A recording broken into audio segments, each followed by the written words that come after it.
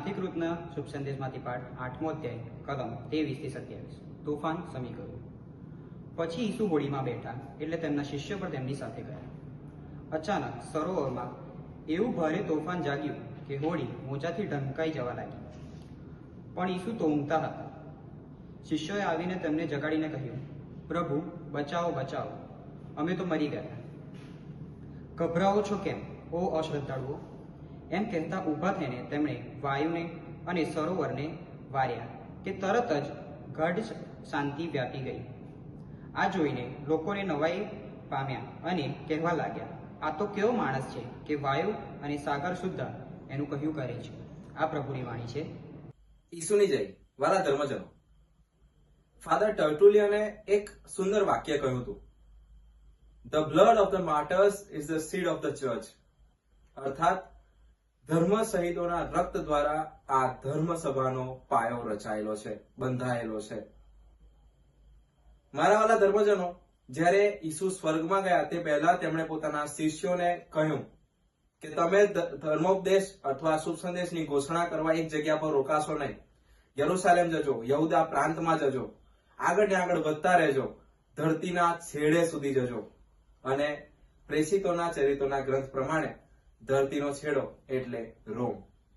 અને આજે માતા ધર્મસભા રોમના પ્રથમ શહીદોને યાદ કરે છે. મારા વાળા ધર્મજનો, આજે આપણને રોમના પ્રથમ શહીદો દ્વારા શ્રદ્ધાનો બહુ મોટો પાઠ મળે છે.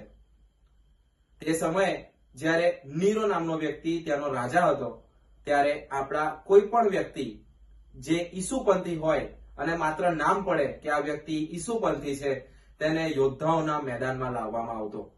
અને બધા જ વ્યક્તિઓને, પહેલા શહીદોને યોદ્ધાના મેદાનમાં લાવવામાં આવ્યા હતા. અને માત્ર એક જ પ્રશ્ન પૂછાતો કે શું તું રાજાને ભગવાન માને છે કે પછી તું તારા જ ભગવાનને ભગવાન માને છે અને એમની પૂજા કરે છે? વિચાર તો કરો, સામે ભૂખ્યા વરુ હોય, સિંહ હોય, કે પછી એમને બાળી નાખવામાં આવે, મારી નાખવામાં આવે, પથ્થરમારો કરવામાં આવે, કે પછી ગળું કાપી નાખવામાં આવે.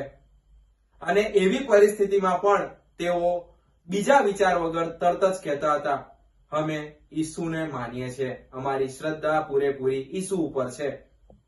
અને ત્યારે ઘણાને ભૂખ્યા વરુ કે સિંહની સામે ફેંકી દેવામાં આવતા, ઘણાના ગળા કાપી નાખવામાં આવ્યા હતા.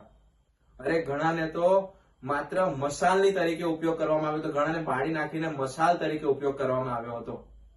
તેમ છતાં તેમની શ્રદ્ધા ડગી નહોતી. એવું કહેવાય છે કે when Rome was burning, Nero was playing the flute. મારા વાલા ધર્મજનો, પ્રથમ શહીદોએ જે સહન કર્યું છે એ એમની શ્રદ્ધાનો ઉમદો દાખલો આપણને મળે છે. ભૂખ્યા વરુ, સિંહ, કોઈ પણ કપડી પરિસ્થિતિ, એ પછી ગળે તલવાર હોય, પણ ના, મારો ઈશ્વર એ મારો પ્રભુ છે અને મારી શ્રદ્ધા એના તરફ જ છે. મારા વાલા ધર્મજનો, આજે પ્રશ્ન રહ્યો આપણી માટે, કદાચ આજના જીવનમાં આપણી ઉપર આવી પરિસ્થિતિ આવી પડે તો શું? આપણે પીછેહટ કરીશું?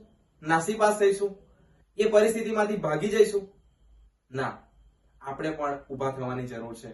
શ્રદ્ધામાં ઉભા થવાની જરૂર છે. પોતાની અંદર શ્રદ્ધાનું બીજ રોપવાની જરૂર છે, જેથી કરીને આપણે સાચા રસ્તે, ઈશ્વરના રસ્તા ઉપર ચાલી શકીએ. અને જે દિવસ આપણી ઉપર આ પરિસ્થિતિ આવે, કદાચ આપણે ઈશ્વર ઉપરની શ્રદ્ધાનો દાખલો પૂરો પાડવાનો થાય, ત્યારે ચોક્કસ આપણી જાતને તૈયાર રાખવી પડે. ચાલો પ્રભુને વિનંતી કરીએ કે આપણા હૃદયમાં શ્રદ્ધારૂપી જ્વાળા પ્રગટાવે. ઈસુની જય.